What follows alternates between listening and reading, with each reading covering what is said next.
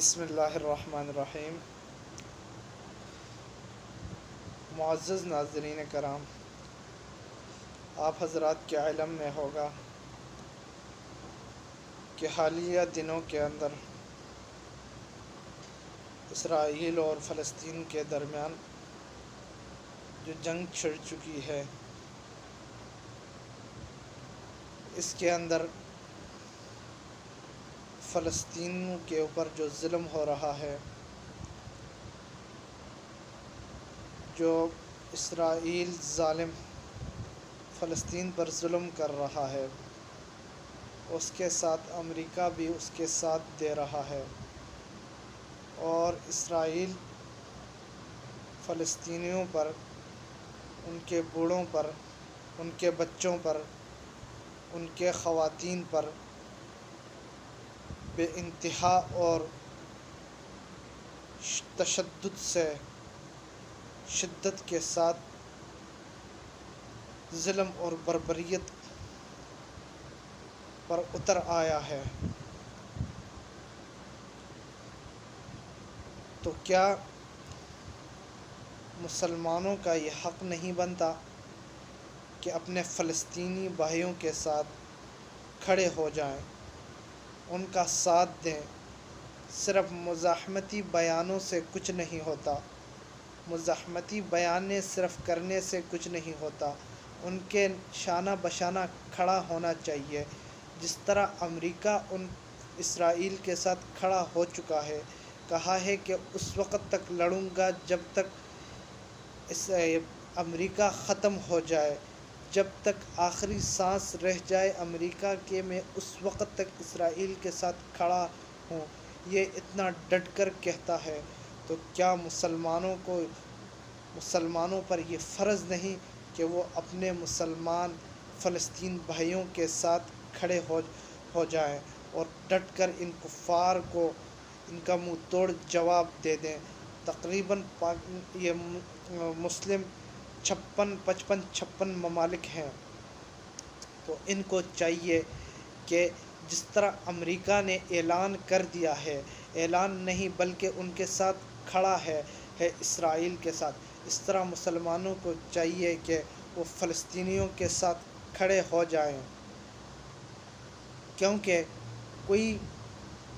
کوئی لوگوں کا یہی ذہن بنا ہوا ہے کہ جنگ کے ساتھ معیشت کمزور ہو جاتی ہے۔ نہیں، یہ بات غلط ہے۔ اگر معیشت کمزور ہوتی تو جاپان آج تک ختم ہو چکا ہوتا۔ کتنے مرتبہ وہ کتنی جنگیں کر چکا ہے۔ امریکہ بالکل اس کا نام صفحۂ ہستی سے مٹ جاتا، کیونکہ وہ ہمیشہ جنگ میں رہا ہے۔ افغانستان کا بھی نام ختم ہو جاتا، وہ کتنی جنگیں کر چکا ہے۔ روس دیکھو، کوریا دیکھو، یہ سب ممالکوں نے جنگیں تو کر چکی ہیں، لیکن پھر بھی وہ ترقی کر رہی ہیں۔ یہ ویسے ایک فلسفہ، ایک جھوٹی بات ہے کہ جنگوں سے معیشت کمزور ہوگی، یہ ایک غلط بات ہے۔ اور دوسری بات، ہاں، اگر جنگ کے ساتھ معیشت کمزور بھی ہو جائے تو کیا فرق پڑتا ہے؟ یہ یہودیوں، یہ دھوکے باز، یہ پہلے مسجد اقصیٰ پر حملہ کریں گے اور اس پر قبضہ کریں گے، اس کے بعد پھر یہ روضہ رسول پر یہ حملہ کریں گے، اس پر یہ قبضہ کرنے کے خواہش میں ہیں۔ کیا یہ بڑا سودا تو نہیں ہے کہ یہ 56 ممالک نہیں، پوری دنیا روضہ رسول کے خاطر ختم ہو جائے؟ یہ کوئی بڑا سودا نہیں ہے، یہ تو کوئی سودا ہی نہیں ہے۔ آپ صلی اللہ علیہ وسلم کی ناموس کے لیے سارے ممالک ختم ہو جائیں۔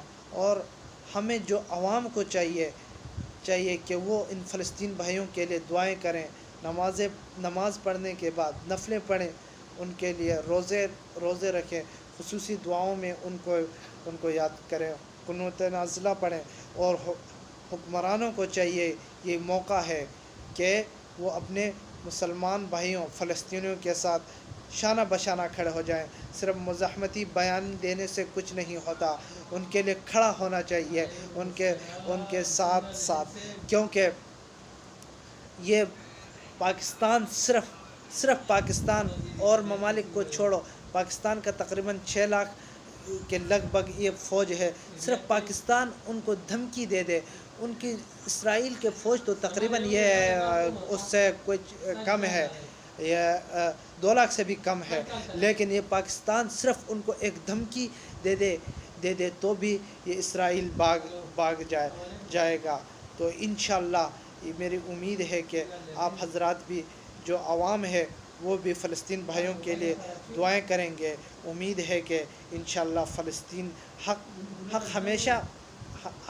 ہمیشہ جیتتا ہے اور باطل ہمیشہ نابود ہو جاتا ہے، باطل ہمیشہ ختم ہو جاتا ہے، کچھ دیر کے لیے ہوتا ہے، اور حق جو ہے وہ ہمیشہ کے لیے ہوتا ہے۔ اللہ تعالیٰ مسلمانوں کی مدد فرمائے، فلسطینیوں کی مدد فرمائے۔ وآخر الدعوانا ان الحمد للہ رب العالمین۔